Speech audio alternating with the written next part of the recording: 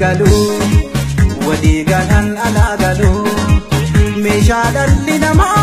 arguu waaqaaf lafaan mallattoo eenyummaa saba tokkooti afaan afaan afaan afaan afaan afaan afaan afaan afaan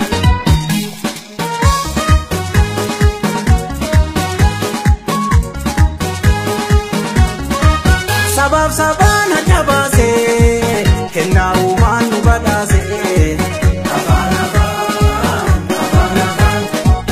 afaan sabaa fagartuudha madda keetiin kan bartuudha afaan afaan afaan afaan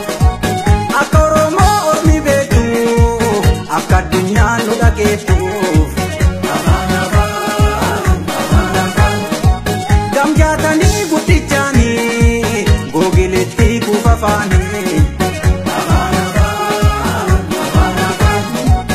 Oromoodha afaan afaan afaan afaan saba kooti afaan afaan afaan afaan Oromoodha afaan afaan afaan afaan siwaan kooti afaan afaan afaan afaan jecha Oromoo afaan biraatti jijjiiru tarree afaan addunyaa akka hiriiru beekaa bayyuun sammurraa waan qabu boodee loqoodha afaan jecha barreessa hadoodee afaan guddaa gaanfa Afrikaati afaan koo nutu eegee dhaloota taachisa waan koo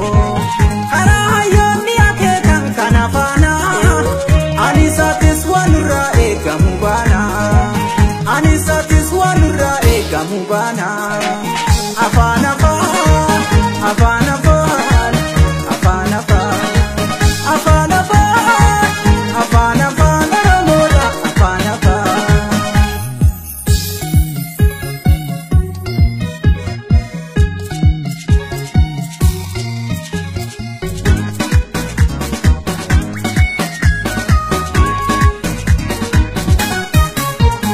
dubbatanii walii galuu walii galan alaa galuu meeshaa dhalli namaa arguu waaqaaf lafaa mallattoo eenyummaa saba tokkooti afaan afaan afaan afaan afaan afaan afaan afaan afaan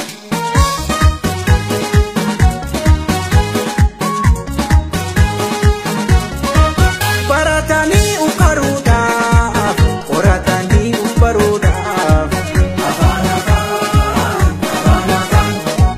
saayinsiidhaa fi qaroomaaf industirii fi misoomaaf afaan afaan afaan afaan loqoda keenya jabeessu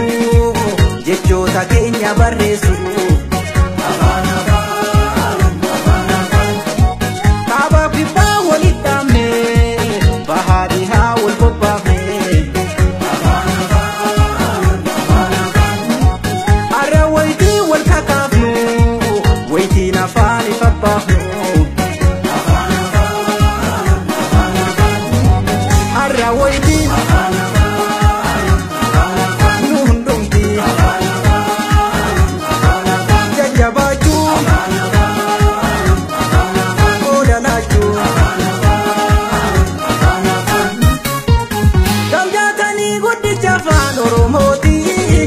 googilitti kamuun afaan saba kooti bu'aasii abdiin addeetiin nu ijaara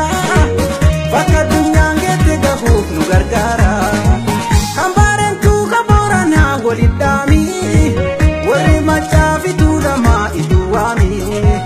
karrayyuu fi warri Gujii fi Booranaa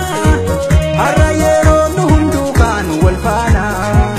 afran qalloo sikkoo mandoo ilmaan Arsii raayyaa Walloo fi Hubbannaa walin labsii akka kaayyoo nyaatamii kun galma geetu kiyya jedhii tumsa godhii waan dandeetu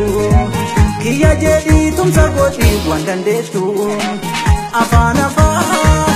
afaan afaan